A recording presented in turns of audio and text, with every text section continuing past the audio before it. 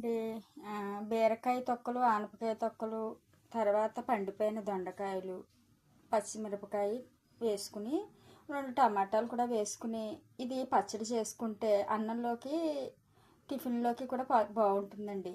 ఈ తొక్కలు అవి కూడా ఏమైనా మిగిలిపోయినవి అవి ఏమైనా ఉంటే పాడేయకుండా మనం ఇలా పచ్చడి కింద చేసుకుని తింటే ఆరోగ్యానికి చాలా హెల్దీ అండ్ టేస్టీగా ఉంటుంది. ఎప్పుడూ తినే పచ్చళ్ళ కన్నా ఇలాగా చేసుకుంటే వెరైటీగా కూడా ఉంటుందండి.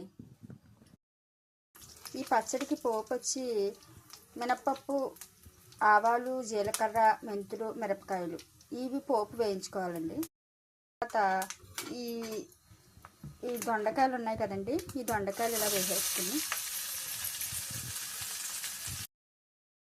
కొంచెం ఆనపకాయలు, బీరకాయ తొక్కలు ఇవి కూడా వేసేసుకుని తర్వాత టమాటా కూడా తరుక్కుని ఈ టమాటా కూడా లాస్ట్లో వేసుకోవాలి. ముందు వేగిన తర్వాత టమాటాలు వేస్తే అప్పుడు